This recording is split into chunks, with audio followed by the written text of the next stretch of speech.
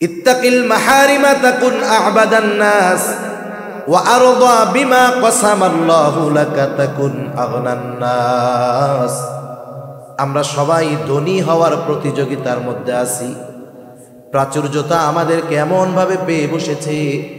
কে কার চাইতে বড় বাড়ি বানাবে, কে কার চাইতে বড় সুন্দর বানাবে, কে কার চাইতে বড় সুন্দর বাড়ি বানাবে, কে কার চাইতে বড় দামি গাড়ি কিনবে। এই প্রাচুর্যের মোহ আমাদেরকে এমন ভাবে পেয়ে বসেছে, যার অনেক গাড়ি বাড়ি তাকে আমরা আসল ধনী মনে করি। এই বাংলাদেশে সবচাইতে বড় ধনী যারা, শত শত ইন্ডাস্ট্রির মালিক যারা, আপনি তাদের কাছে গিয়ে জিজ্ঞাসা করেন যে বসুন্ধরা গ্রুপের মালিক আপনার কি খবর, যমুনা গ্রুপের মালিক আপনার কি খবর, এস আলম গ্রুপের মালিক আপনি কি খবর, দেখবেন এই দেশের সবচাইতে বড় ঋণ খেলাপি হলো এরা। পত্রিকায় আসছে দেশের সব টাকা তো এস আলমেই নিয়ে গেছে গা। তাইলে যে এত ঋণ সে কোনোদিন ধনী হইতে পারে? কথা বুঝেন নাই মনে হয়। যে ঋণ ধনী হইতে পারে না। আসল ধনীকে যে তার চাহিদার দরজাকে বন্ধ করে দিতে পারছে, আসল ধনী হইল এটা। এই জন্য নবীজি সাল্লাল্লাহু আলাইহি ওয়াসাল্লাম বলেন, ওয়া আরদা বিমা কাসামাল্লাহু লাক, আল্লাহ তাআলা তোমার জন্য যা নির্ধারিত করেছেন, যতটুকু তোমার জন্য নির্ধারিত করেছেন অতটুকুর উপরেই তুমি সন্তুষ্ট থাকো। কি হবে? নবীজি বলেন, তাকুন আগনান নাস, মানুষের মধ্যে সবচাইতে বড় ধনী হয়ে যাবা। আর প্রকৃতপক্ষে ধনীর সংজ্ঞা হলো যে স্বল্পে তুষ্টতা অর্জন করতে পারে। আল্লাহ যা দিছে আলহামদুলিল্লাহ, এইটা হলো আসল ধনী। আর যার কাছে জিজ্ঞাসা করার পরে কেমন আছো, দেখবেন চাহিদার ডালপালা মেলে ধরছে। এই সমস্যা, পারিবারিক সমস্যা, গাড়ি নাই, বাড়ি নাই, খাওয়ার নাই, পোলাপান ভালো নাই, এই নাই সেই নাই, ঋণ আছি, এই সেই অসুবিধার একবারে বিশাল এক লিস্ট। ওই বেটা যদি কোটি টাকার মালিক হয়, ও আসলে ধনী হইতে পারে নাই। এজন্য আমরা আল্লাহ তাআলার কাছে স্বল্প তুষ্টতা কামনা করি। আর একটা বিষয় হলো, মানুষের নজর যদি উপরের দিকে থাকে, সে কোনোদিন মনের দিক দিয়ে ধনী হতে পারে না। আর নবীজি বলেন, আল গিনা গিনান নাফস, অন্তরের ধনী হলো আসল ধনী। যার অন্তর তুষ্ট স্বল্পে, এই বেটাই হলো প্রকৃত ধনী। মনে করেন আপনার 2 তলা সুন্দর একটা বাড়ি আছে। এখন আপনার 2 তলা সুন্দর বাড়ির পাশে 20 তলা একটা বিল্ডিং হয়েছে। প্রথমে খালি আপনার 2 তলাটা ছিল, আশেপাশে বিল্ডিং নাই। আপনার কত ভালো লাগতো যে এলাকার সবচাইতে সুন্দর উঁচু বাড়িটা আমার। পাশে যখন 20 তলা একটা বাড়ি হবে, এখন কেমন লাগবে? 20 তলা বাড়ির ছাদ থেকে 2 তলাকে লাগবে পাবলিক টয়লেটের মতো। এখন আপনি যদি আপনার 2 তলার ছাদের উপর থেকে 20 তলার দিকে তাকান, মাথার টুপি উল্টে উড়ে যাবে এরকম, মনে আর শান্তি নাই। এজন্য উচিত হলো আমরা যেই অবস্থানে আছি, এই অবস্থানে আল্লাহর শুকরিয়া আদায় করে নিচের দিকে তাকানো। উপরের দিকে যখন তাকাবো, তখন চাহিদার পাহাড় আমার দিকে চলে আসবে। আপনি ওইটা বাদ দিয়ে নিচের দিকে যদি তাকান, 2 তলা বাড়ির মালিক, যে আমার তো 2 তলা একটা বিল্ডিং আছে, কিন্তু আমার প্রতিবেশীর টিনেরও ঘর নাই। সে পলি দিয়ে কেমন করে, বাঁশ দিয়ে কত কষ্ট করে আছে, তার শীতেও কষ্ট, গরমেও কষ্ট। আর আল্লাহ তাআলা আমাকে 2 তলা বাড়ি দিয়েছে, বাড়ির মধ্যে এসি লাগানো আছে, গরমেও আরাম, শীতেও আরাম। এই জন্য যতক্ষণ না আমরা আল্লাহ তাআলার দেওয়া নির্ধারিত বস্তুর উপরে পরিপূর্ণ সন্তুষ্ট না হব, আত্মার ধনী যতক্ষণ না হব, তার মানে স্বল্পে তুষ্টতা যতক্ষণ অর্জন না করব, আর চাহিদার নজরকে যতক্ষণ আমার অবস্থান থেকে নিচের দিকে না দিব, হাজারো কোটি টাকার মালিকও আমি আপনি যদি হয়ে যাই, আল্লাহর কসম আমি আপনি প্রকৃত ধনী হতে পারবো না। হযরতের সকল ধরনের খেদমতগুলা কবুল আর মঞ্জুর করেন, সকলে বলি আমিন।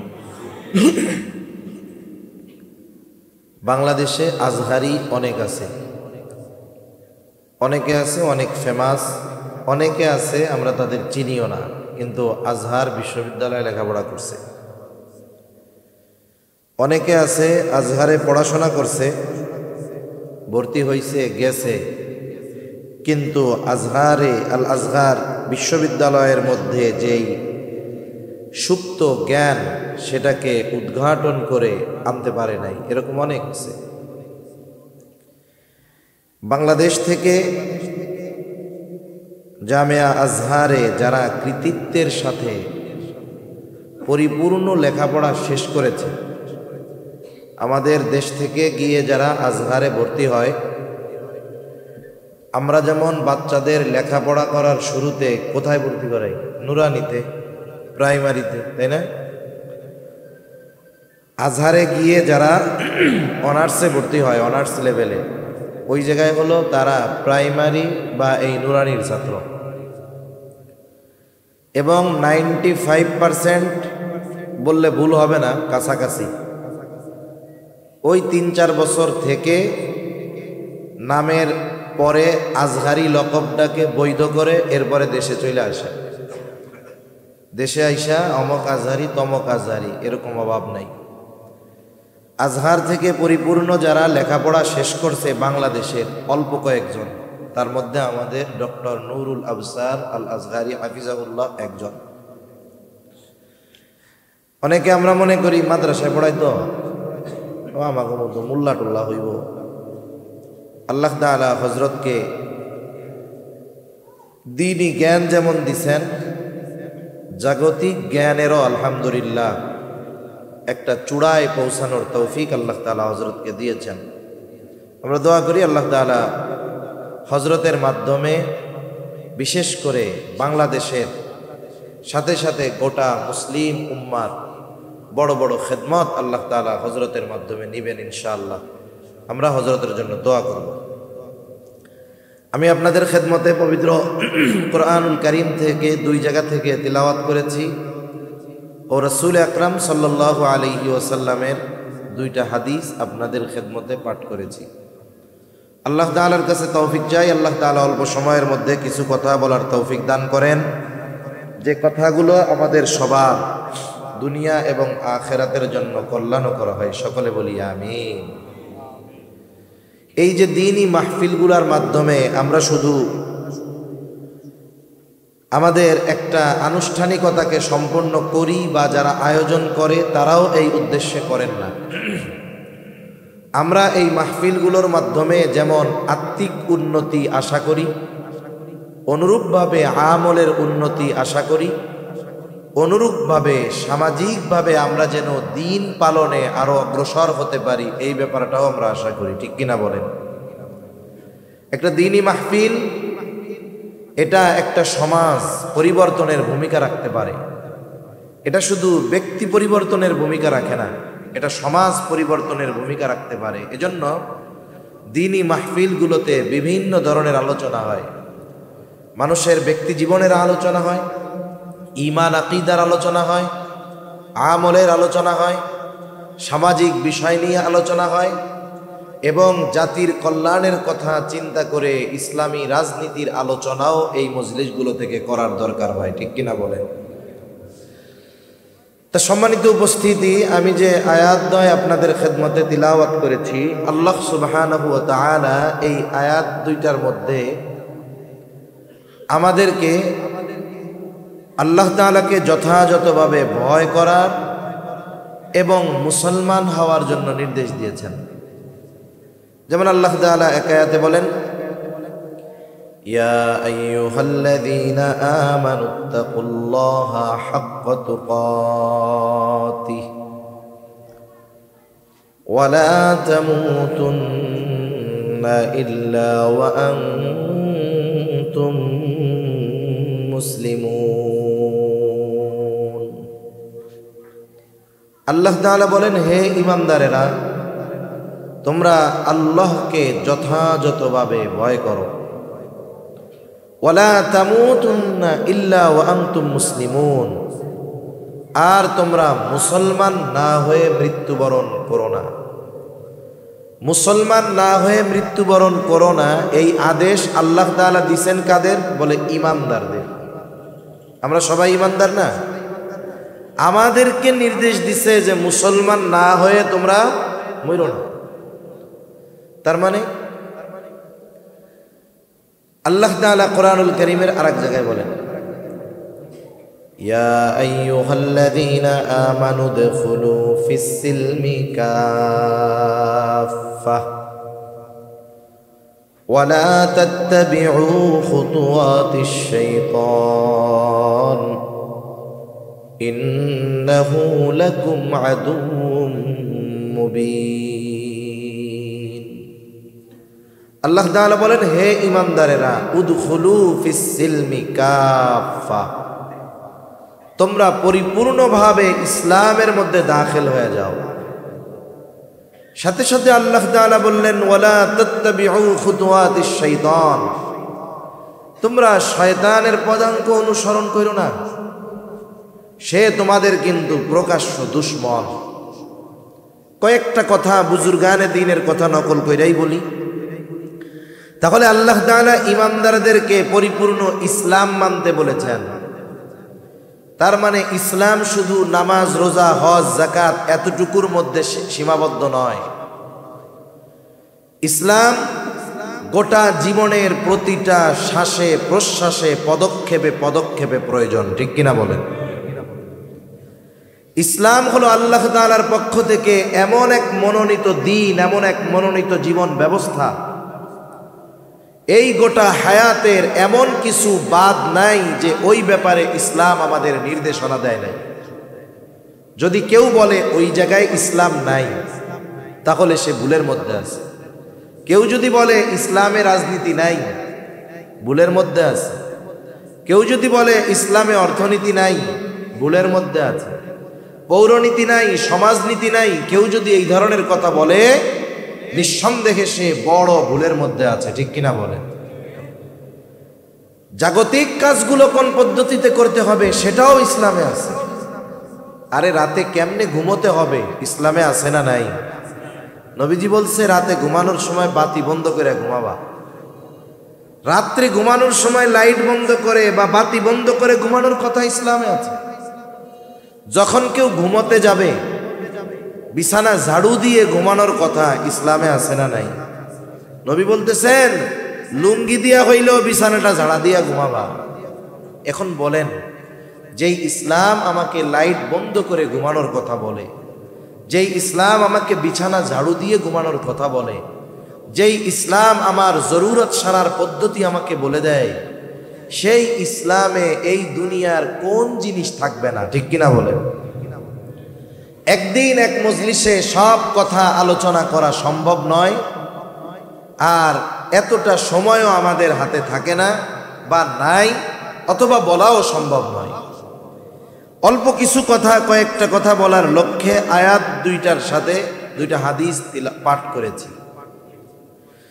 এক নম্বর বিষয়, তাকওয়ার ব্যাপারে ঈমানদারকে আল্লাহ তাআলা তাকওয়া অর্জন করতে বলেছে, খোদা ভীরুতা অর্জন করতে বলেছে। বুজুর্গানে দ্বীনের ভাষায় তাকওয়া হলো আল্লাহ তাআলার নিষিদ্ধ বিষয় থেকে বেঁচে থাকা, আর যেগুলো আদেশ করছে এগুলো করা। যে করবে সেই মুত্তাকি। ঈমান আনার মাধ্যমে একটা মানুষ তাকওয়ার প্রথম দরজায় প্রবেশ করে। কারণ যার ঈমান নাই তার হারাম থেকে বাইসে থাইকা কোনো লাভ নাই। যে বেঈমান সে যদি নামাজ পড়ে তার কোনো লাভ আছে? জোরে বলেন, লাভ আছে? যে বেঈমান সে যদি সুদ না খায় হালালি খায়, কোনো লাভ আছে? হয়তো জাগতিক কিছু লাভ হতে পারে, কিন্তু মূল পরলৌকিক কোনো লাভ তার নাই। এজন্য গুনাহমুক্ত জিন্দেগি ঈমান আনার পরে যদি গঠন করা যায়, মানে পরিপূর্ণ তাকওয়া যদি ঈমান আনার পরে অর্জন করা যায়, তাহলে ওই ব্যক্তির দুনিয়ারও লাভ, আখিরাতেরও লাভ। সুবহানাল্লাহ। তাকওয়ার আরেক অর্থ ভয় করা, বিরত থাকা। তার মানে আল্লাহ তাআলার ভয়ে পাপাচার অনাচার থেকে বিরত থাকা, এটাই তাকওয়া। এতটুকু মনে রাখলে যথেষ্ট। রাসূল আকরাম সাল্লাল্লাহু আলাইহি ওয়াসাল্লাম তাকওয়ার ব্যাপারে সাহাবা একরামকে উদ্বুদ্ধ করেছেন। নবী যখন কোনো খুতবা দিতেন, সাহাবা একরামের সামনে যখন বয়ান করতেন, জুমার দিন যখন খুতবা দিতেন, প্রত্যেক খুতবার শুরুতে আল্লাহ রাসূল সাল্লাল্লাহু আলাইহি ওয়াসাল্লাম তাকওয়ার কথা বলতেন, ইয়া আইয়ুহাল্লাযীনা আমানুত্তাকুল্লাহ হাক্কা তুকাতিহি ওয়া লা তামুতুন্না ইল্লা ওয়া আনতুম মুসলিমুন। ইয়া আইয়ুহাল্লাযীনা আমানুত্তাকুল্লাহা ওয়াল তানজুর নাফসুম মা কদ্দামাত লিগাদিন ওয়াত্তাকুল্লাহ। তার মানে নবীজি যখন সাহাবায়ে কেরামকে ওয়াজ করতেন তখনই তাকওয়ার কথা বলতেন। এমন কোন ওয়াজ নাই যেই ওয়াজে নবীজি তাকওয়ার কথা বলেন নাই। সুবহানাল্লাহ বলেন। অথচ বাস্তব জীবনে আমাদের মধ্যে তাকওয়া নাই বললেই চলে। যে হাদিস দ্বয় আপনাদের খেদমতে পাঠ করেছি, হাদিসের মধ্যে আল্লাহর রাসূল সাল্লাল্লাহু আলাইহি ওয়াসাল্লাম বলেন, ইত্তাকিল্লাহা হাইসুমা কুনতা। হযরত আবু যর রাদিয়াল্লাহু তাআলা আনহু নবীজির সাথে ছিলেন। আবু যর রাদিয়াল্লাহু তাআলা আনহু নবীজির সাথে একা, তিনি বলতেছেন, ক্বালা লি রাসূলুল্লাহ সাল্লাল্লাহু আলাইহি ওয়াসাল্লাম, নবীজি সাল্লাল্লাহু আলাইহি ওয়াসাল্লাম আমাকে বলেছেন, ইয়া আবা যর, হে আবু যর, ইত্তাকিল্লাহা হাইসুমা কুনতা।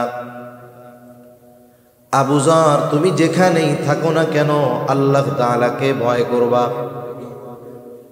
2 নাম্বার, ওয়া আতবি'is সাইয়্যাতাল হাসানাতা তামহুহা। তোমার দ্বারা যদি কখনো মন্দ কাজ হয়ে যায়, পাপ কাজ হয়ে যায়, সাথে সাথে পাপ কাজের বিপরীতে তুমি ভালো কাজ করবা, কি হবে? আল্লাহ তাআলা বলেন, ইন্নাল হাসানাতি ইউযহিবুনাস সাইয়্যাত।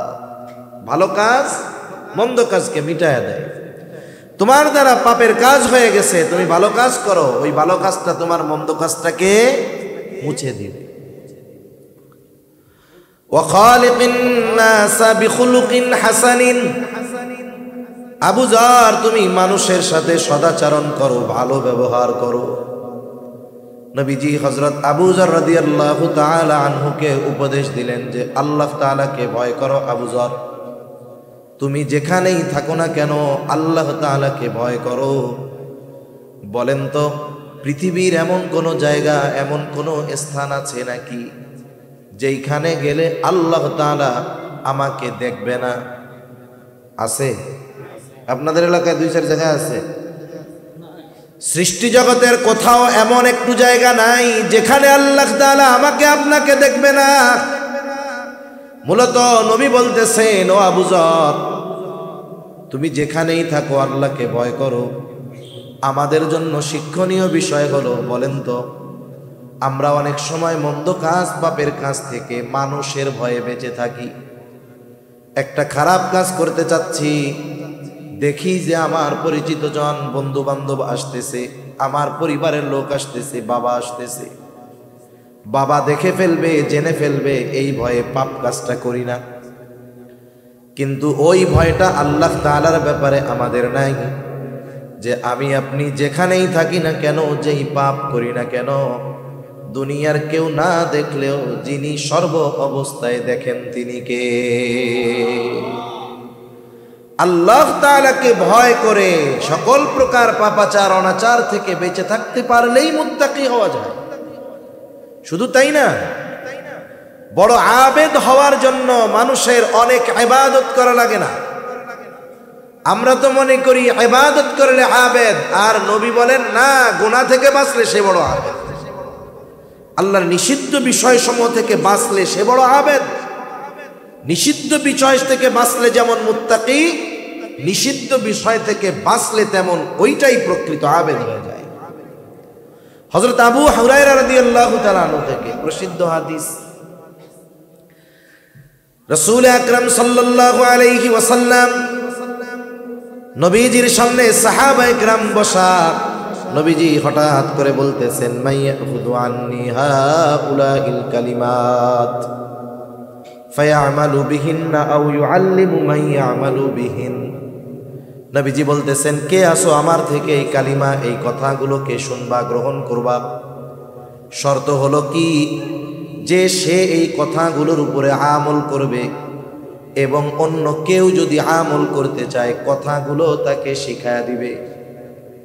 আবু হুরায়রা রাদিয়াল্লাহু তাআলা আন নবীজির কাছে ঈমান এনেছেন অনেক পরে, কিন্তু নবীজির কাছে থাকছেন বেশি। ঈমান আনার পর নবীজির কাছ থেকে খুব বেশি সময় তিনি আলাদা থাকেন নাই, যার কারণে অল্প কয়েক বছর নবীজির সংস্পর্শে থাকার পরেও সবচাইতে বেশি হাদিস বর্ণনাকারী তিনি হয়ে গেছে। উনি তো রেডি থাকতেন নবী কোন সময় কি কথা বলে। কেউ কিছু বলার আগে উনি লাফায়া উঠছে, উনি বলেন কুলতু আনা ইয়া রাসূলুল্লাহ, আমি আছি আল্লাহর রাসূল। এবার তিনি বলেন ফাখাদা বিয়াদি ফাআদ্দা খামসান, নবীজি এইবার আমার হাতটা চেপে ধরলেন এবং গুনে গুনে 5টা উপদেশ দিলেন। কয়টা উপদেশ? জোরে বলেন না কয়টা? গুনে গুনে 5টা উপদেশ দিলেন। অনেক সময় দেখবেন আপনি আর আপনার বন্ধু পাশাপাশি পথ চলতেছেন, বন্ধুও সামনে তাকানো, আপনিও সামনে তাকানো, আপনার নজরে অথবা আপনার চিন্তায় গুরুত্বপূর্ণ একটা কথা আসছে অথবা গুরুত্বপূর্ণ একটা বিষয় আপনি দেখছেন। ওই সময় আপনি আপনার বন্ধুকে শুধু মুখ দিয়ে বলেন না যে বন্ধু এটা দেখো, বরং হাতটা চাইবা ধরে এরকম নড়াচড়া দিয়া বলেন বন্ধু দেখো দেখো, বলেন না এরকম? হাতটা কেন ধরলেন? তার মানে আপনি তার সর্বোচ্চ মনোযোগ আকর্ষণ করতে চান, এই জন্য মুখ দিয়ে বলার সাথে সাথে হাতটা চেপে ধরেন। অনুরূপভাবে আবু হুরায়রার হাত নবীজি চেপে ধরেছেন যেন আবু হুরায়রা নবীজির এই কথাগুলো সর্বোচ্চ গুরুত্ব সহকারে খেয়াল দিয়া শুনে। এমনিই তো সাহাবায়ে কেরাম নবীর কথা গুরুত্ব দিয়ে শুনে, নবী বুঝাচ্ছেন যে কথাগুলো কিন্তু অতি ইম্পর্টেন্ট। এইবার গুইনা গুইনা 5টা নসিহত করেছেন, 5টা উপদেশ দিয়েছেন। 1 নম্বর উপদেশ নবীজি বলেন ইত্তাকিল মাহারিমা তাকুন আবাদান নাস। কে চায় না এই পৃথিবীতে ইমানদার সবচাইতে বেশি সবচাইতে বড় আবেদ হতে? কে না চায়? আমরা তো মনে করি যেই ব্যক্তি শুধু 5 ওয়াক্ত ফরজ সালাত, ফরজ নামাজ নয়, সাথে সাথে তাহাজ্জুদ, আওয়াবিন, ইশরাক সহ অন্যান্য সব নফল ইবাদত করে, আমরা বলি লোকটা বড় আবেদ। কিন্তু নবীজি আবু হুরায়রা রাদিয়াল্লাহু তাআলা আনহুকে বলেন, আবু হুরায়রা তুমি নিষিদ্ধ বিষয়গুলো ছেড়ে দাও, আল্লাহ তাআলা যেইগুলো মানা করেছেন সেইগুলো থেকে বিরত থাকো, ওই ব্যাপারগুলো থেকে বেঁচে থাকো, তাহলে কি হবে? বলে তাকুন আবাদান নাস, তুমি মানুষের মধ্যে সবচাইতে বড় আবেদ হয়ে যাবা। ইত্তাকিল মাহারিম, নিষিদ্ধ বিষয় থেকে বিরত থাকো। তাকওয়ার থেকে কথা শব্দটা আসছে। তাকওয়া শব্দের এক অর্থ বিরত থাকা। কিসের থেকে? বলে পাপের থেকে, আল্লাহ যা মানা করছে তার থেকে। এখন বলেন তো, একজন আল্লাহ তাআলার নিষিদ্ধ বিষয় থেকে বেঁচে থাকে না, সে যত বেশি ইবাদত করুক না কেন নিজেকে নিজে আবেদ ভাবতে পারে, কিন্তু আল্লাহ তাআলার তালিকায় ওই ব্যক্তি আবেদ হতে পারে না। সেজন্য আমাদের সকল প্রকার নিষিদ্ধ পাপাচার, আল্লাহ তাআলা যা নিষিদ্ধ করেছেন তা থেকে বেঁচে থাকতে হবে। আমল কম হোক, যদি আমি গুনার থেকে বেঁচে থাকতে পারি ওইগুলোই আমার কাজে লাগবে। হাদিসের মধ্যেও রাসূলুল্লাহ সাল্লাল্লাহু আলাইহি ওয়াসাল্লাম আরো জানায় দিয়েছেন যে আল্লাহ তাআলার কাছে অল্প আমল হলেও সেটা কবুল হয়ে যায় যদি ইখলাস ঠিক থাকে। হযরত ইখলাসের ব্যাপারেও হয়তো কিছু কথা বলেছিলেন। নবীজিও বলেন আখলিস দীনাকা ইয়াকফিকাল আমালুল কালিল, তোমার নিয়ত খাঁটি করো, অল্প আমল নাজাতের জন্য যথেষ্ট হয়ে যাবে। কেউ এ কথা বলতে পারবে না নবীজিও কখনো বেশি ইবাদতের কথা বলছে, আল্লাহ বেশি ইবাদতের কথা বলছে, কেউ বলতে পারবে না।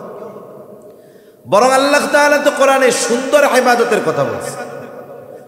আল্লাহ তাআলা বলেন আল্লাযী খালাকাল মাউতা ওয়াল হায়াতা লিয়াবলুয়াকুম আইয়ুকুম আহসানু আমালা। আল্লাহ তাআলা বলেন তিনি মৃত্যু এবং জীবনকে সৃষ্টি করেছেন কেন? বলে লিয়াবলুয়াকুম, তোমাদের পরীক্ষা করার জন্য। জিজ্ঞাসা যদি করা হয় আল্লাহ কি পরীক্ষা, বলে আইয়ুকুম আহসানু আমালা, পরীক্ষাটা হলো তোমাদের মধ্যে কার আমল কত সুন্দর। আল্লাহ বলেন নাই যে আইয়ুকুম আকসারু আমালা, যে তোমাদের মধ্যে কে কত বেশি আমল করে। তার মানে আল্লাহ তাআলা সুন্দর আমল চান। এখন যেই ব্যক্তি ভালো কাজও করে, ইবাদত করে, গুনাহও করে, সে আবেদ হইতে পারে না। ভালো কাজও করে, পাপও করে। এই পাপ করার কারণে তার ভালো কাজের সৌন্দর্যটা নষ্ট হয়ে যায়। মনে করেন একবারে ধবধবা সাদা একটা জামা, ওই জামার মধ্যে 2-3টা কালা দাগ মেরে দিলে কেমন লাগবে? জামার সৌন্দর্য পুরো শেষ। এই জন্য পাপ ইবাদতের সৌন্দর্যকে নষ্ট করে দেয়। এজন্য সকল প্রকার নিষিদ্ধ বিষয় থেকে বেঁচে থাকার দরকার। সেটা ব্যক্তিগত বিষয় হতে পারে, সামাজিক বিষয় হতে পারে, রাষ্ট্রীয় বিষয় হতে পারে। আসলে অনেক সময় হারাম কাজগুলোকে আমরা আনন্দের উপলক্ষ বানায় নেই, ঠিক কিনা বলে? হারাম কাজকে আনন্দের উপলক্ষ বানিয়ে নেয়। তার মানে যারা হারাম কর্মগুলোকে আনন্দ উদযাপনের উপলক্ষ বানিয়ে নিয়েছে, তার মানে ওই হারাম কাজের অঘোষিত বৈধতা তারা প্রদান করেছে। নাচ গান, গান বাদ্য আপনাদের সমাজে তো আলহামদুলিল্লাহ নাই, জোরে বলেন না। আছে, প্রচুর পরিমাণ আছে। এখন তো অনেক জায়গায় সাধারণ ছোটখাটো অনুষ্ঠানেও অর্ধ উলঙ্গ নারী আর শিল্পী এনে না গাওয়াইলে না নাচাইলে ভালো লাগে না। আছে না নাই বলেন? আছে, অভাব নাই।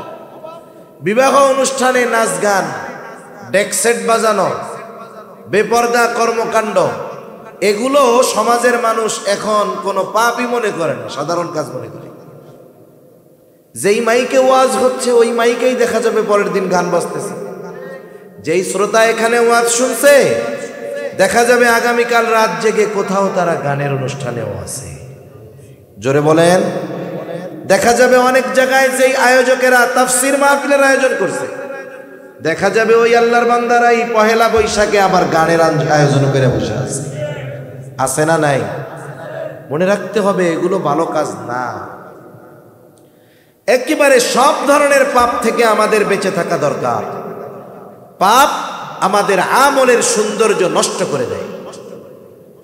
10 মণ দুধ নষ্ট হওয়ার জন্য 10 মণ গরুর প্রস্রাব লাগে না, এর 1 কাপও লাগবে না। 10 মণ দুধের মধ্যে যদি ডাইলা দেওয়া হয় দুধ নষ্ট হয়ে যাবে। এজন্য আমাদের উচিত আমাদের ইবাদতগুলোকে, আমাদের জীবনকে পাপাচার মুক্ত রাখা। রাসূল আকরাম সাল্লাল্লাহু আলাইহি ওয়াসাল্লাম সেই জন্য জানিয়ে দিলেন। উদ্দেশ্য আবু হুরায়রাকে কইরা বলতেছে ঠিক, কিন্তু শিক্ষা গোটা উম্মতের জন্য, যে তোমরা নিষিদ্ধ বিষয় থেকে বাঁচো, সবচাইতে বড় আবেদ হয়ে যাইতে পারবা। জান্নাতে যাওয়ার জন্য অনেক ইবাদতের প্রয়োজন হয় না। আমি আপনাদের বেশি ইবাদত করতে নিরুৎসাহিত করতেছি তা নয়, বরং আমার মূল উদ্দেশ্য হলো ইবাদত বেশি করেন, তবে যেন পাপাচার আমাদের দ্বারা না হয়। আপনি আমি তলা ছিদ্র রেখে, বালতির তলা ছিদ্র রেখে পানি যদি ভরপুর করি, পানি থাকবে? আর যদি কলসির তলা ছিদ্র না থাকে, ভালো থাকে, যেটুকু রাখবো ততটুকুই থাকবে। কিন্তু যদি তলা ছিদ্র থাকে, পানি ভরে রাখবো সকালে, বিকাল হতে হতে পানি কলসি খালি হয়ে যাবে। আমি এই গুনাহ নামক ছিদ্রটা বন্ধ করতে বলতেছি। যদি আমরা এটারে বন্ধ করতে পারি, যতটুকু করব ততটুকু থাকবে, ঠিক কিনা বলেন? মুসনাদে আহমদে একটা হাদিস আসছে, একবার না একাধিকবার।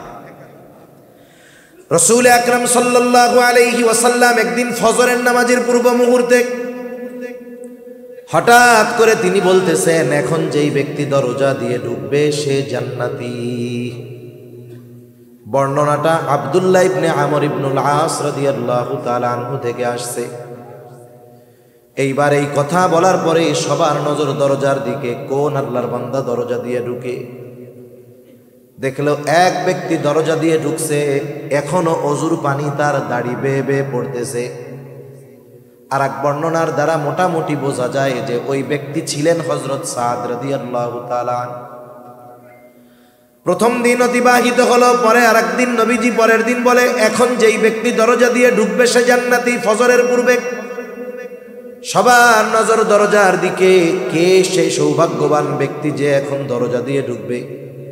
তাকায় দেখে বিগত দিন যে ব্যক্তি ঢুকছে যেই অবস্থায়, আজকেও সে সেই অবস্থায় ঢুকছে। পরবর্তী দিন আবার একই সময় নবীজি বলেন, এখন যেই ব্যক্তি দরজা দিয়ে ঢুকবে সে জান্নাতি। সবার নজর দরজার দিক। কে সৌভাগ্যবান ব্যক্তি? তাকায় দেখলো বিগত 2 দিন যেই ব্যক্তি যেই অবস্থায় প্রবেশ করেছে, আজকেও ওই ব্যক্তি একই অবস্থায় দরজা দিয়ে প্রবেশ করতেছে। এক ব্যক্তির ব্যাপারে নবীজি পরপর 3 দিন জান্নাতের সংবাদ দিছেন। সেই বেটা যে জান্নাতি, এই খবর নবী মুখ দিয়া বলার আগে আরশে আজিমের মালিকের সিগন্যাল ছিল কি ছিল না? তার মানে সে জান্নাতি, কোনো সন্দেহ নেই। হাদিস বর্ণনাকারী বলেন, যখন পরপর 3 দিন এই ঘোষণা তার ব্যাপারে, আমি চিন্তা করলাম কি এমন স্পেশাল আমল ওই ব্যক্তি করে যার জন্য নবীজি তার ব্যাপারে এমন ঘোষণা দিলেন। এইবার উনি গিয়া হযরত সাদ রাদিয়াল্লাহু তাআলা আনহুকে বলে, ভাই আমি 3টা দিন 3টা রাত তোমার বাড়িতে মেহমান হতে চাই, রাতের মেহমান, দিনের বেলা থাকবো না। এশার নামাজের পরে তোমার বাড়িতে অতিবাহিত করব ফজর পর্যন্ত, খাবারও ব্যবস্থা করা লাগবে না, থাকো, অসুবিধা নাই। এইবার পরের দিন এশার নামাজের পরে 2 জন চলে গেছে। আমাদের গ্রাম অঞ্চলে এক সময় ভেতরের ঘরের সাথে সাথে একটা ঘর থাকতো, কাছারি ঘর কইতো আর কি। আপনাদের কি বলে জানি না, কাছারি ঘর, কাছারি না?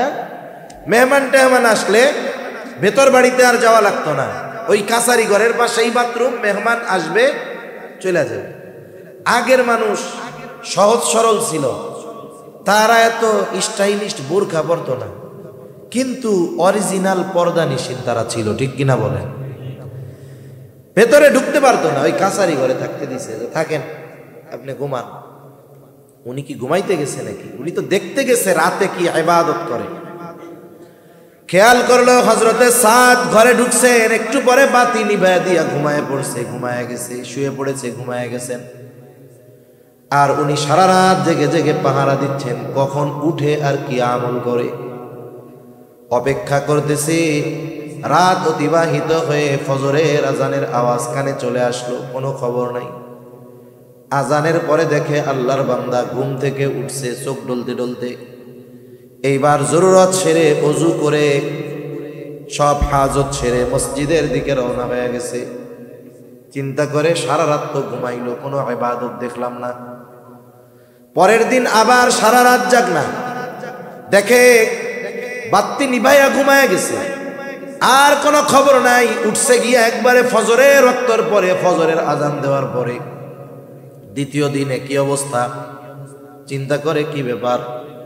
স্পেশাল আমলগুলা তো যারা আহলুল্লাহ বুজুর্গানে দিন রাতের আধারে নীরবে নিভৃতে তারা তাদের গোপন আমলগুলা করে, কইরে 2 দিন হয়ে গেল দেখি শুধু ঘুমায়। চিন্তা করে কোনো ব্যক্তি যদি ধারাবাহিক আমল করে, ইচ্ছাকৃতভাবে পর পর 3 দিন সে আমল বাদ দিতে পারে না। সম্ভবত জাকারিয়া রহমাতুল্লাহি আলাইহির ব্যাপারে পড়ছিলাম বেশ আগে, সম্ভবত যতদূর আমার মনে পড়তেছে, এটা আবৃত্তির মধ্যে। উনি দৈনিক কিছু সময় লিখতেন, নাম ভুলও হইতে পারে, কিন্তু মূল উদ্দেশ্য যেটা সেটা বলতেছে। দৈনিক একটা নির্দিষ্ট সময় উনি লিখতেন। ওনার লেখা কিতাব প্রায় 100-র কাছাকাছি। এত বড় একজন শাইখুল হাদিস, কত খেদমত করছে, এরপরে এতগুলা লেখছে। ওনারা যা লেখা গেছে তা আমাদের হায়াতে পড়া সম্ভব না।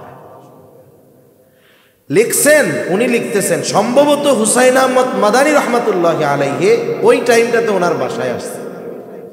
এখন লেখার সময় অন্যান্য সবার ক্ষেত্রে উনি একরকম ছিলেন, আব্দুল কাদের রায়পুরী রহমাতুল্লাহি আলাইহি আর হুসাইন আহমদ মাদানী রহমাতুল্লাহি আলাইহির ব্যাপারে ওনার নিজাম আর একরকম ছিল। যত কাজ থাক, ব্যস্ততা থাক, এই 2 আল্লাহর বান্দা আসলে উনি ওনার সব কিছু বাদ দিয়ে ওনাদের খেদমতে যেতেন।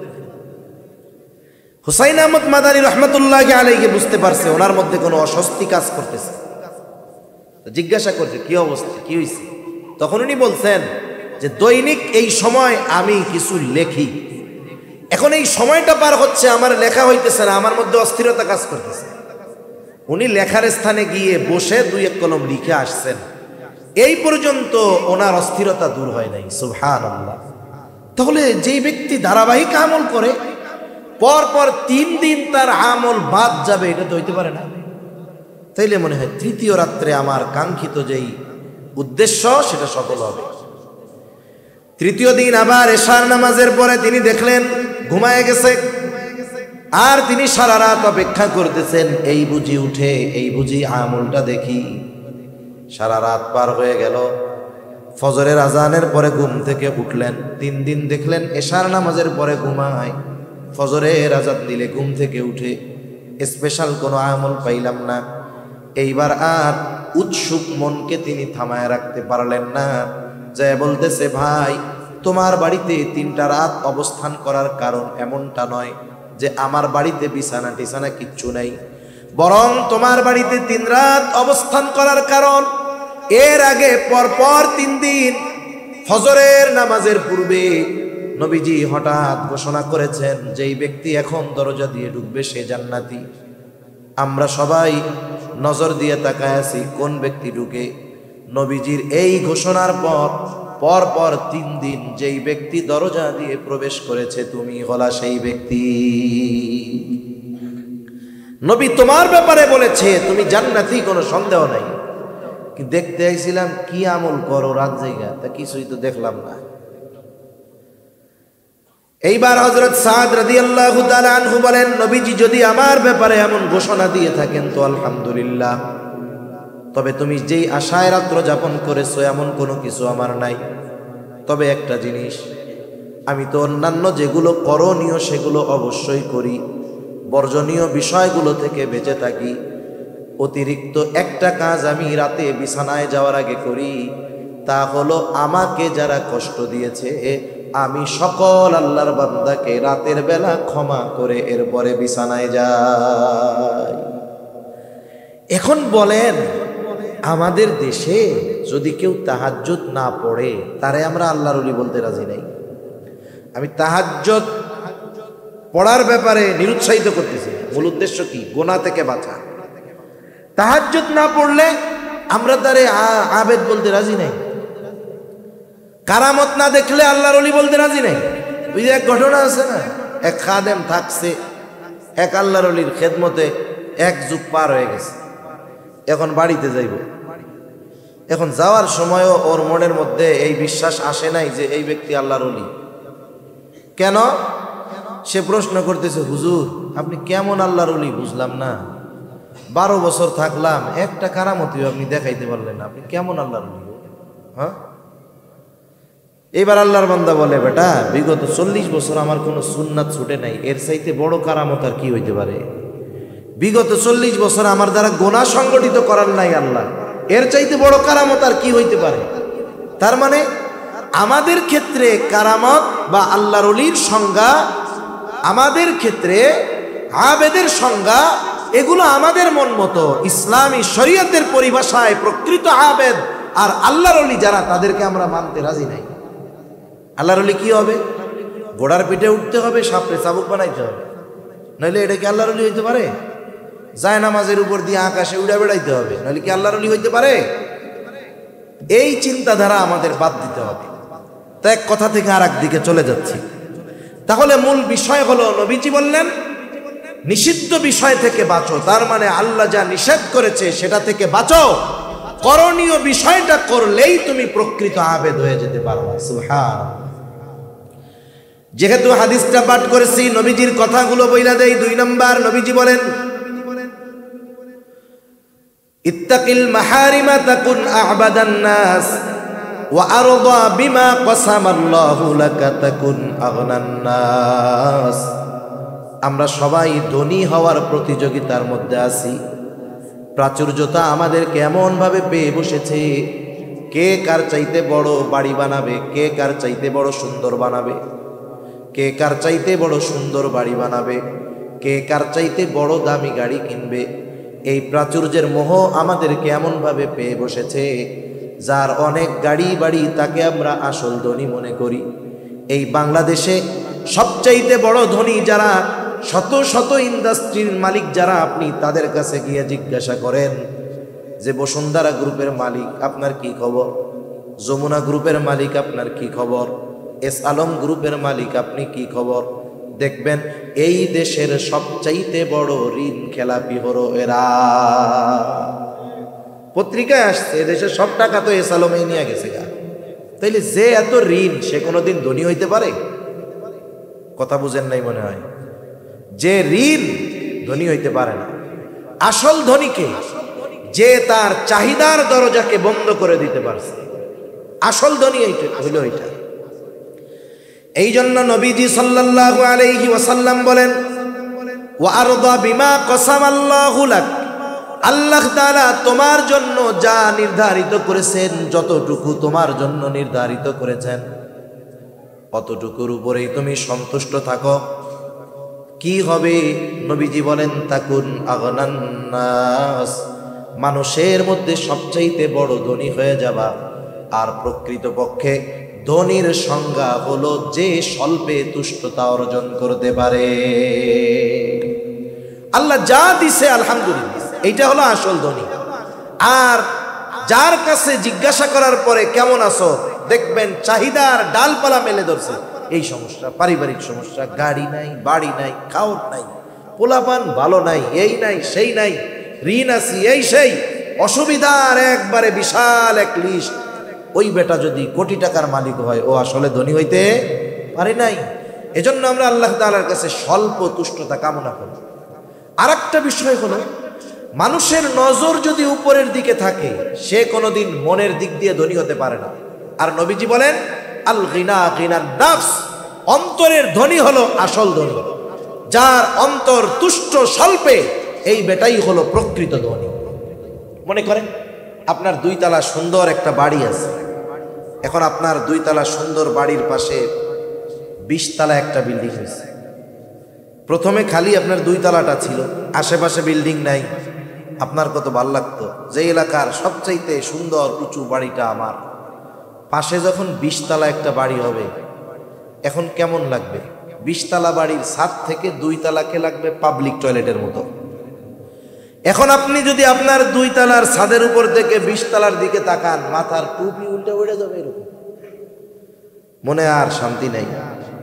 এজন্য উচিত হলো আমরা যেই অবস্থানে আছি, এই অবস্থানে আল্লাহর শুকরিয়া আদায় করে নিচের দিকে তাকানো। উপরের দিকে যখন তাকাবো, তখন চাহিদার পাহাড় আমার দিকে চলে আসবে। আপনি ওইটা বাদ দিয়ে নিচের দিকে যদি তাকান, 2 তলা বাড়ির মালিক, যে আমার তো 2 তলা একটা বিল্ডিং আছে, কিন্তু আমার প্রতিবেশীর টিনেরও ঘর নাই, সে পলি দিয়ে কেমন করে, বাঁশ দিয়ে কত কষ্ট করে আছে, তার শীতেও কষ্ট, গরমেও কষ্ট। আর আল্লাহ তাআলা আমাকে 2 তলা বাড়ি দিয়েছে, বাড়ির মধ্যে এসি লাগানো আছে, গরমেও আরাম, শীতেও আরাম। এই জন্য যতক্ষণ না আমরা আল্লাহ তাআলার দেওয়া নির্ধারিত বস্তুর উপরে পরিপূর্ণ সন্তুষ্ট না হব, আত্মার ধনী যতক্ষণ না হব, তার মানে স্বল্পে তুষ্টতা যতক্ষণ অর্জন না করব, আর চাহিদার নজরকে যতক্ষণ আমার অবস্থান থেকে নিচের দিকে না দিব, হাজারো কোটি টাকার মালিকও আমি আপনি যদি হয়ে যাই, আল্লাহর কসম আমি আপনি প্রকৃত ধনী হতে পারবো না। নবীজি শখ আঁকতেছেন, শখ আঁকছেন, শখ আইকা বুঝাইতেছেন, দাগ কিছু ভিতরে রাখছেন শখের, আর বাইরে দিয়ে দিচ্ছেন। কিছু দিচ্ছেন বাইরে, একটা দিয়ে দিচ্ছেন ভিতরে। কি বুঝাইতে চান? যে বুঝাইতে চাচ্ছেন বনি আদমের চাহিদা, আশা, তার হায়াত যতটুক তার চাইতে অনেক বেশি। আর এক হাদিসের মধ্যে নবীজি বলেন, বনি আদমের পেট কবরের মাটি ছাড়া ভরবে না। সে যদি স্বর্ণে পরিপূর্ণ একটা জমিন পেয়ে যায়, আরেকটা পাওয়ার আকাঙ্ক্ষা করবে, তার পেটটাও ভরবে না যতক্ষণ না সে কবরের মাটি তার পেটের মধ্যে যাবে। এজন্য মূলত স্বল্পে তুষ্ট যারা, আল্লাহ তাআলা যতটুকু দিয়েছেন এতটুকু নিয়ে যারা সন্তুষ্ট থাকে, এই লোকগুলোই প্রকৃত ধনী হতে পারে।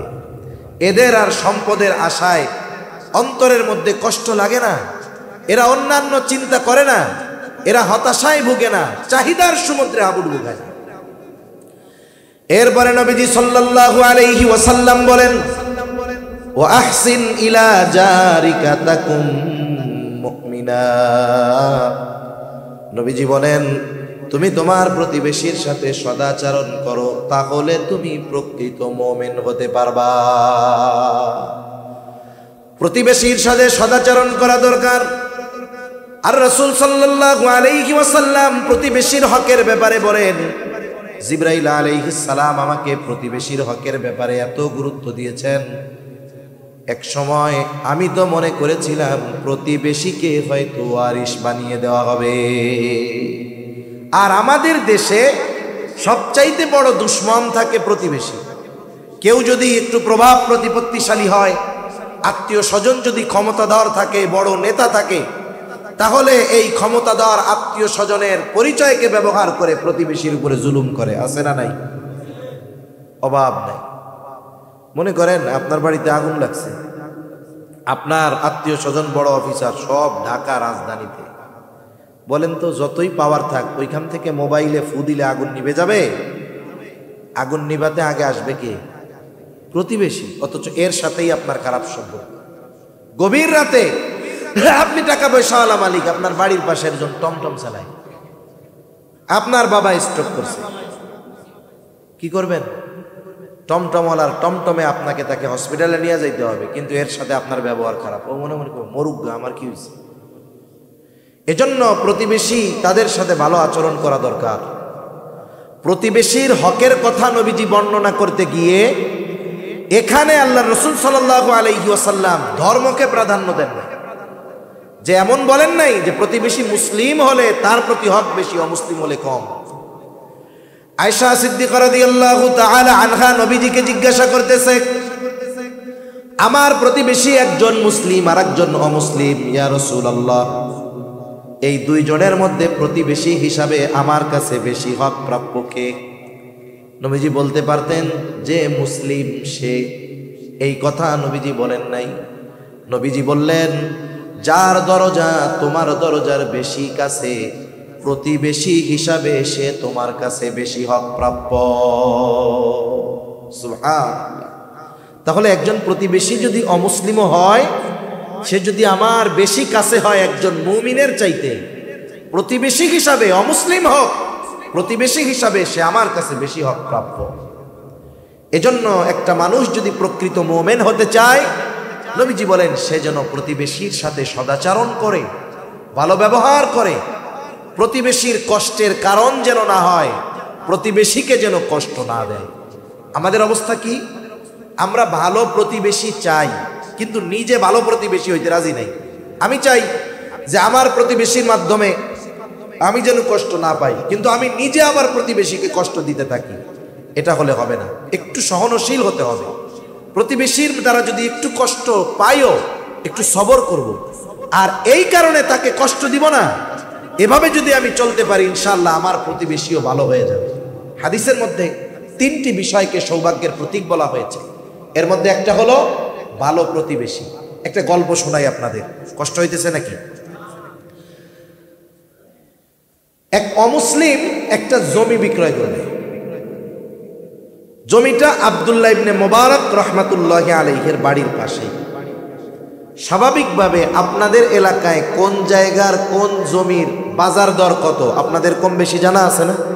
যে এই রাস্তার পাশে এই এলাকায় জমির দাম কত শতাংশ জানা আছে। এখন 2 লাখ টাকা যদি শতক হয়, কথার কথা, ওই জমি কেউ যদি 4 লাখ টাকা চায়া বসে, তারে পাগল বলবেন না আপনারা? এই মিয়া, বাজার দরের চাইতে একটু বেশি চাইতে পারো, 1 লাখের জায়গায় 1,10,000 চাইতে পারো, 2 লাখ টাকা দাম হয় কেমনে? দ্বিগুণ দাম কেমনে হয়? এখন ওই অমুসলিম ব্যক্তি আব্দুল্লাহ ইবনে মুবারকের বাড়ির পাশের জমি বিক্রয় করবে, দাম যা তার দ্বিগুণ দাম হাঁকায়া দিছে। মানুষেরা তার জমি দেখতে আসে আর তাকে সবাই তিরস্কার করতে থাকে, এই মিয়া বাজার দরের দ্বিগুণ দামে কেন জমি বিক্রয় করতে চাও? অন্যান্য মানুষের জমিতে মাটি, তোমার জমিতে মনে হয় স্বর্ণ। এইভাবে মানুষ তাকে তিরস্কার করতেছে। এইবার ওই অমুসলিম বলে, শোনো, এই জমির গুণাগুণ যদি তোমরা জানতা তাহলে দ্বিগুণ দাম নয় 5 গুণ দাম দিয়ে কিনতে তোমরা পিছু হটতা না। কেন রে? বলে, তুমি তো এইখানে জমি কিনলে শুধু জমির মালিক হবা না, জগৎ বিখ্যাত মুহাদ্দিস আব্দুল্লাহ ইবনে মুবারকের প্রতিবেশী হতে পারবা। এর চাইতে সৌভাগ্যের আর কি হতে পারে? আমি আব্দুল্লাহ ইবনে মুবারকের ছোট্ট একটা জীবনী রেসালা পড়তেছিলাম ওনাকে নিয়ে। ওই বইটার মধ্যে এই ঘটনাটা আসছে। যখন এই লোকটা শুধু এই কথা বলেছে, টাকা দিয়ে শুধু তুমি জমির মালিক হবা এমনটা নয়, তুমি তো আব্দুল্লাহ ইবনে মুবারকের প্রতিবেশী হয়ে যেতে পারবা। দ্বিগুণ দাম দিয়ে ওই জমি কেনার জন্য মানুষে হুড়োহুড়ি শুরু করে দিয়েছে। তাহলে ভালো প্রতিবেশী এটা আমাদের জন্য নেয়ামত। এজন্য আমরা আগে ভালো প্রতিবেশী হব, বলেন ইনশাআল্লাহ। 4 নম্বর নবীজি বলেন, ওয়া আহিব্বা লিন-নাস মা তুহিব্বু লিনাফসিক। মানুষের জন্য তুমি সেটাই পছন্দ করবা যেটা নিজের জন্য পছন্দ করো। অনুরূপভাবে মানুষের জন্য ওই বিষয়টা অপছন্দ করবা নিজের জন্য যেটা তুমি অপছন্দ করো। কিন্তু এই ক্ষেত্রেও আমাদের সবকিছু উল্টা। আমরা মানুষের ক্ষেত্রে যেটা অপছন্দ করি সেটা দিয়ে দেই। আবার এমন কি আল্লাহর ঘরে গিয়াও আমি যেটা অপছন্দ করি সেটা করি। 2-1 জায়গায় আমি এরকম গল্পটা এমনি বলছি বোঝানোর জন্য। এক লোকের একটা ছেঁড়া টাকার নোট 100 টাকা, এমন ছেঁড়া চলেই না, দোকানদার নেয় না, ভিক্ষুকরে দিছে হেতেও নেয় না। চিন্তা করে সালামও কই, মনে মনে কয় জুমার দিন মসজিদের দান বাক্স তুমি পালাবা কোন জায়গায়? বুঝেন নাই? দান বাক্সের মধ্যে 100 টাকা দিয়া 90 টাকা নিয়ে নিছে। দান করছে কত? চালায়া দিছে কি টাকা? জোরে বলেন না, কি টাকা? সেরা।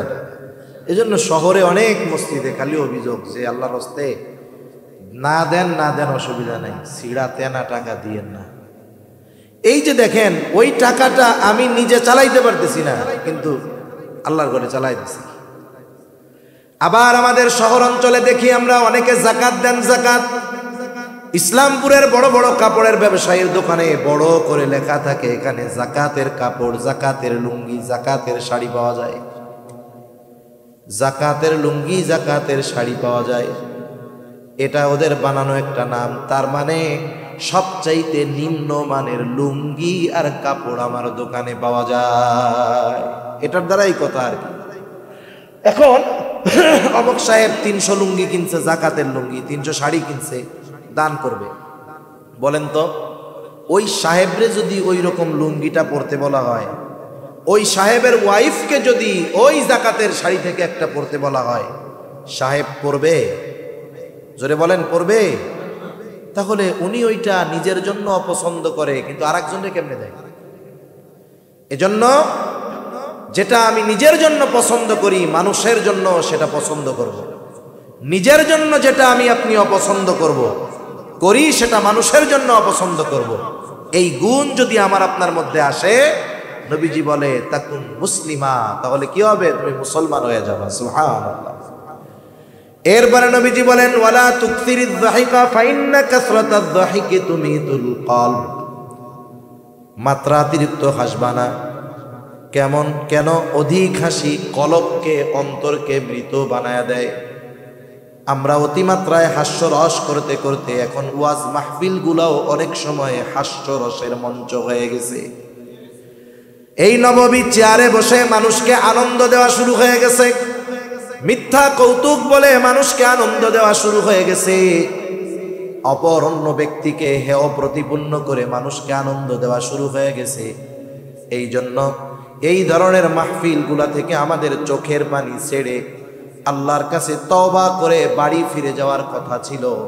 কিন্তু এই যে মাহফিল গুলাকে হাস্যরসের মঞ্চে পরিণত করার কারণে আগের মতো মানুষের দিল নরম হয় না, আমাদের কথাগুলাও মানুষের দিল পর্যন্ত পৌঁছায় না, মানুষের চোখ দিয়ে সহজে পানি আসে না। আল্লাহ তাআলাও মানা করেছেন। আল্লাহ তাআলা বলেন, ফালইয়াদহাকু কলিলান ওয়ালইয়াবকু কাসীরা। আল্লাহ রাব্বুল আলামিন বলেন ফালইয়াদহাকু কলিলা, কম হাসো, ওয়ালইয়াবকু কাসীরা, কাঁদো বেশি। দুনিয়ায় বেঁচে আছি বুঝতেছি না, একটা সময় আসবে, ওই সময়ের কথা যদি আমরা এখন থেকে চিন্তা করতাম, মৃত্যুর চিন্তা যদি আমার মধ্যে থাকতো, কবরের চিন্তা যদি আমার মধ্যে থাকতো, হাসরের চিন্তা যদি আমার মধ্যে থাকতো, মিজানের চিন্তা যদি আমার মধ্যে থাকতো, পুলসিরাতের চিন্তা যদি আমার মধ্যে থাকতো, জাহান্নামের ভয় চিন্তা যদি আমার মধ্যে থাকতো, আল্লাহর কসম আমি যদি এই বিষয়গুলোকে যদি হৃদয় দিয়ে অনুধাবন করতে পারতাম, তাহলে আমাদের মুখ দিয়ে কোনোদিন, চেহারায় কোনোদিন হাসির প্রভাব দেখা যাইত না। আর আমরা হেসে খেলে কাটায় দেই। অথচ জান্নাতের সুসংবাদ পাওয়ার পরেও ওই মানুষগুলো চেহারার মধ্যে সব সময় ভয় ভীতি কাজ করে। বিশেষ করে ওসমান রাদিয়াল্লাহু তাআলা আনহুর ব্যাপারে, উনি খবর দেখলেই কান্না করতেন, অথচ ওনার ব্যাপারে জান্নাতের সুসংবাদ যাদের ব্যাপারে দেওয়া হয়েছে তাদের মধ্যে উনি একজন, স্পেশাল 10 জনের মধ্যে উনি একজন। ওনার ব্যাপারে নবীজির ঘোষণা আছে যে ওসমান আল্লাহর কাছ থেকে জান্নাত কিনে নিছে। সুবহানাল্লাহ।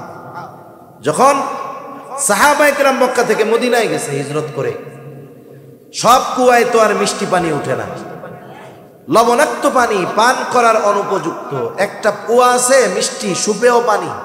মালিক ইহুদি, মুসলমানদেরকে ভালো মতো পানি দেয় না, কষ্ট দেয়। অসুস্থ হয়ে গেছে মুসলমানেরা, পানি পান করতে পারতেছে না। নবীজির কাছে অভিযোগ দেওয়া হলো, ইয়া রাসূলুল্লাহ সাল্লাল্লাহু আলাইহি ওয়াসাল্লাম, আমরা তো পানি পান করতে পারতেছি না, অসুস্থ হয়ে গেছে অনেকে। নবীজি ঘোষণা করলেন, তোমাদের মধ্যে কে আছো ইহুদির কাছ থেকে এই কূপটা ক্রয় করে মুসলমানদের পানির সমস্যা দূর করে দিবা। সবাই তো ফজিলত হাসিল করতে চায়। এইবার ইহুদির কানেও এই খবর গেছে যে নবীজি এই ঘোষণা দিছে। ইহুদিও চিন্তা করছে, ভালোই ব্যবসার একটা লাইন।